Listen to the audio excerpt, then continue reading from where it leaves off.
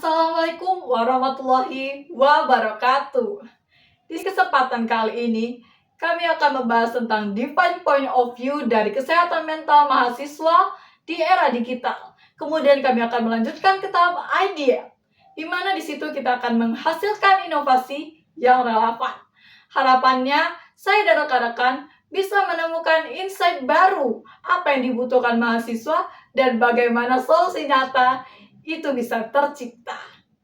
Untuk mempersingkat waktu, kita akan langsung masuk ke How Might We Define Point of View. Selamat datang semuanya. Hari ini saya Mutiara Ramadhani akan menjelaskan tentang kesehatan mental mahasiswa di era digital. Oke, pertama-tama kita lihat dulu usernya. Yang kita bahas itu mahasiswa usia 18 tahun sampai 25 tahun yang mengalami tekanan akademik dan juga efek negatif dari media sosial. Oke, lanjut. Kebutuhan mereka apa? Mereka butuh platform edukatif dan sportif buat bantu mereka jaga kesehatan mental dan keseimbangan hidup digital. Nah, dari insight yang kita dapat, kebanyakan mahasiswa itu ngerasa cemas, overthinking, gampang insecure, dan kehilangan rasa percaya diri gara-gara perbandingan sosial dan komentar negatif di dunia maya. Setelah mendapatkan user need, insight, kita menyimpulkan semua dalam satu point statement. Mahasiswa aktif 18 tahun sampai 25 tahun membutuhkan platform edukatif dan sportif untuk menjaga kesehatan mental dan keseimbangan hidup digital.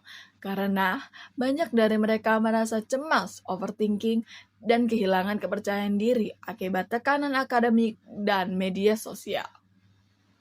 Setelah mendapatkan user need, insight, kita menyimpulkan semua dalam satu point statement. Mahasiswa aktif 18 tahun sampai 25 tahun membutuhkan platform edukatif dan sportif untuk menjaga kesehatan mental dan keseimbangan hidup digital.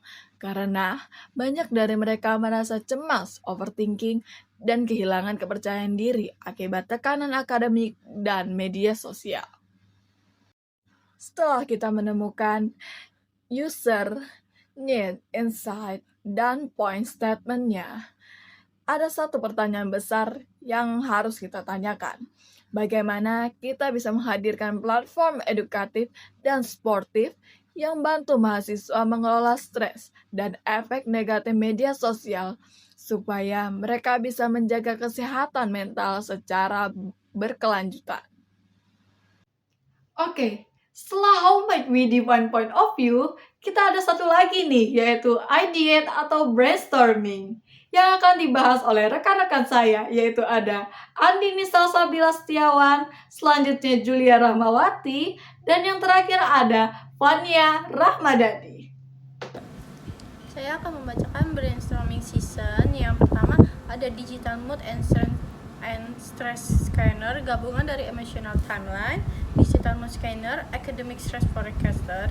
Dan yang kedua ada Safe Anonymous Support System seperti chat plus buddy plus support circle, yaitu digabung dari buddy counselor, Safe Anonymous Chat, peer mentor matching, support circle. Dan yang ketiga ada Digital Wellbeing Control, yaitu offline mode ditambah dengan slow media dan ditambah detox mode, gabungan dari offline rage mode, slow media challenge, social media detox mode, anti overthinking ROM. Perkenalkan, nama saya Julia Rahmawati. Di sini saya akan menjelaskan tentang cluster. Di sini ada 3 bagian. Yang pertama, digital mood dan stress scanner. Cluster ini fokus pada membaca, memprediksi, dan memperingatkan mahasiswa tentang kondisi mentalnya sebelum stresnya menumpuk. Emotional support dan community self-animus support system. Cluster ini menguatkan sisi sosial, ruang aman, teman bicara, dan circle dukungan kecil. Digital well-being dan behavior management. Digital well-being control. Cluster ini mengatur kebiasaan digital supaya mahasiswa tidak tenggelam dalam banjir konten yang bisa membuat pikiran kewalahan. Terima kasih. Finding hasil analisis dari 3 ide terbaik.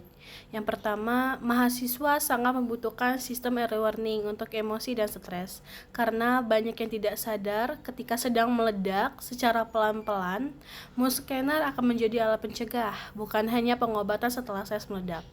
Lalu yang kedua, mahasiswa di era digital membutuhkan ruang aman, tanpa identitas untuk cerita.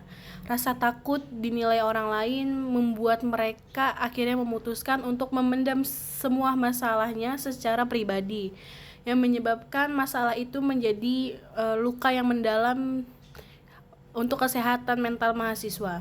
Sistem super anonim meringankan beban untuk mahasiswa. Lalu yang ketiga, interaksi dengan media digital adalah sumber stres utama. Fitur pengendalian digital seperti detox, offline mode, ataupun slow media membantu mahasiswa mengatur ritme hidup supaya tidak kelelahan secara mental. Ketiga ide ini saling melengkapi, seperti 3 pilar rumah, yaitu deteksi dini, dukungan sosial, dan manajemen kebiasaan. Digital kesehatan mental mahasiswa akan lebih stabil kalau ketiganya berjalan dengan bersamaan. Oke semuanya, itulah hasil dari riset kami. Jika ada salah-salah kata atau salah pelafalan, mohon dimaklumi. Baiklah, wassalamualaikum warahmatullahi wabarakatuh. Terima kasih.